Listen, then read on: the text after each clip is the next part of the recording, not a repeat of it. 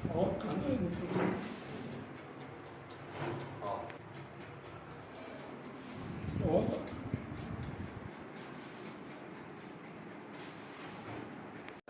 పేరు? ఎన్ రాము గారు భవానీ అంటారు. గదరైన వాళ్ళ దుర్గామాత పూజారులు మా మధ్యన ఉన్నారు. సార్ నమస్తే సార్. సార్ ఎన్ని సంవత్సరాల నుండి మీరు ఈ యొక్క దుర్గామాత పూజలు చేస్తున్నారు? 25 సంవత్సరాల నుండి. 25వ సంవత్సరం నుండి. మీ పుట్టిన నుండి మీరు దుర్గామాత పూజారులేనా? పుట్టిన నుండి దుర్గామాత పూజారులే. సార్ మీకు ఎప్పుడైనా తల్లి దర్శనం ఇచ్చారా? అమ్మవారు అయితే నాకు స్వప్నంలో దర్శనం ఇచ్చారు. అంటే కళ్ళని శుక్రవారం నైట్ కంపల్సరీ, అంటే తెల్లవారు శుక్రవారం అంటే ఆ నైట్ దర్శనం ఇస్తారు. అమ్మవారు స్వప్నం ఇస్తారు. ఏ సంవత్సరం అమ్మవారికి తెచ్చుకుంటాను నేను.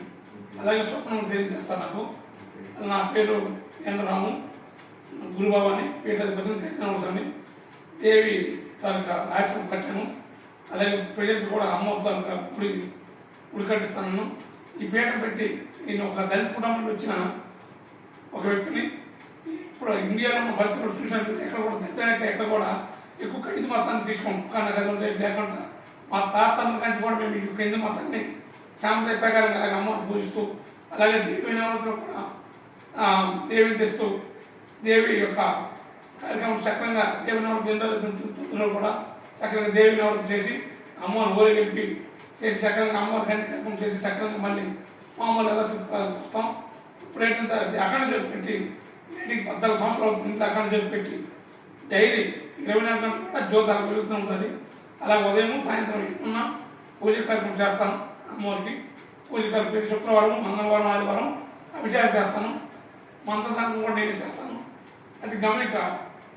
మనం జరిగిన 13/5/2024 జరిగిన ఎన్నికల్లోనే వైఎస్ఆర్ పార్టీ తరఫున, అలాగే టీడీపీ, నాకు రెండు పార్టీ సమానం. ఎవరు నాకు వ్యక్తిగత అభిమానులు ఎవరు లేరు. నేను ఒక గురువుగా మాట్లాడుతున్నాను. అయితే 13/5/2024 జరిగిన ఎన్నికలు 2019 కూడా నేను మా ఫ్రెండ్ నేను వచ్చేటప్పుడు 2016లో 25 మంది వైసీపీ నుండి టీడీపీ గెలిపినప్పుడు ఒక వ్యక్తి నాకు అదనంగా ఆ కార్డు తగ్గు వచ్చేటప్పుడు నేను 2019లో వైసీపీ ప్రభుత్వం ఏర్పడుతుంది, కంపల్సరీగా ఏర్పడుతుంది, అది మీ జిల్లా ఎన్ని వస్తాయి 9 వస్తాయని విజ్ఞానం చేయాలంటే ఆయన నమ్మలేదు. సరే 9 వచ్చాయి. ఈసారి కూడా ఈ జరుగుతున్న ఎన్నికలు మనం జరిగింది కదా, ఆ ఎన్నికల్లో వైఎస్ఆర్ పార్టీ సుమారు 135 నుండి 150 వరకు అఖండ విజయం సాధిస్తుంది. జగన్మోహన్ రెడ్డి గారు వైఎస్ఆర్ పార్టీ ఏర్పడుతుంది. అలాగే బొబ్బిలి వస్తే సమ్మింగి వెంకట చిన్నప్పటి గారు అత్యంత మేడతోని గెలిపోతారు వైసీపీ తరఫు నుండి. అందులో సందేహం పడకూడదు. గతంలో కూడా సర్పంచ్ కానీ ఎంపీటీసీ కానీ జడ్పీటీ కానీ తెలియజేసాం పలానా గెలుస్తారని. అది ఎంతవరకు నన్ను ట్రాఫిక్ చేయలేదు, పబ్లిక్ రాలేదు. ఈసారి కంపల్సరీగా అమ్మవారిని అడిగి ఏది విషయం అనేది అమ్మవారి దగ్గర అంజనం వేసి అంజనం చూసినట్లయితే వైఎస్ఆర్ ప్రభుత్వం ఏర్పడద్దని స్వయంగా అంజనం వచ్చింది. కావున ఆ మూలాన్ని నేను తెలియజేయడం, ప్రజలందరూ కూడా ముఖ్యంగా తెలియజేయడం గమనిక. మరి ఏ యొక్క విషయం చూసుకుందామన్నా చాలామంది దళిత కుటుంబంలో నాకు తెలిసి దళిత కుటుంబం కల్లా ఎక్కడో కైసి ఎక్కువ మంది ఉంటారు. ఏ గ్రామంలో కూడా. మా గ్రామంలో ఉన్న ఎస్సీ కుటుంబాలు 25 కూడా హిందూ మతం ఉన్నాయి. ప్రతి ఒక్కరు అమ్మవారి పండుగ చేసుకుంటారు. అలాగే ఇంటంతల పండుగ కావాలండి, లేదా వారాలు అవనండి, నందం పండుగ కావాలండి, ఏవైనా సంబరాలు చక్కగా అన్ని మతస్థులు హిందూ మతం ఏదైతే చేస్తారో అలాగే చక్కగా హిందూ మతాన్ని 25 ఉన్న ఇల్లు కూడా హిందూ మతాన్ని ఆశించి చక్కగా మేమంతా నడుచుకుంటాం. అలాగే నా కమ్యూనికేషన్ గుడి కూడా, దుర్గమ్మ గుడి కూడా మన రోడ్డు పక్కన హైవే పక్కన గుడి కూడా నిర్మాణం జరుగుతుంది. ఇంతవరకు ఎవరిని నేను ఎవరిని నోటీస్ అడగలేదు. నా సాధ్యత ఇంతవరకు కూడా దాన్ని అలాగే కట్టుకొస్తున్నాను.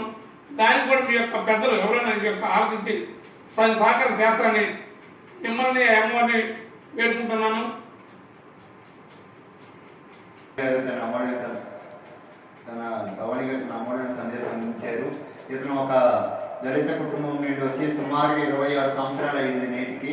అప్పటి నుండి కూడా వీళ్ళ ఫ్యామిలీతో పాటు ఎస్సీ ఎస్టీ వాళ్ళు కూడా ఈ ఊర్లో ఒక క్రైస్తవ కూడా లేకుండా అందరూ ఆ దుర్గామాతకి పూజ చేస్తూ అలాగే గర్భనవసరం అవుతున్న ప్రతి హిందూ పండుగలు చేస్తున్నారు. ఇది ఇలాగా రానున్న ఎన్నిక రిజల్ట్లో కూడా జగన్మోహన్ రెడ్డి గారు గెలుస్తారని తన దుర్గామాత గారిని అడిగారంట. పక్కాగా వైసీపీ జగన్మోహన్ రెడ్డి గారు అలాగే ఇక్కడ సమ్మాన్ చిన్నప్పటి నాయుడు గారు కూడా వస్తారని తన అమూల్యమైన సందేశాన్ని అందించారు. ఇట్లా ఆర్ఐటీ న్యూస్ ఛానల్ విజయనగరం.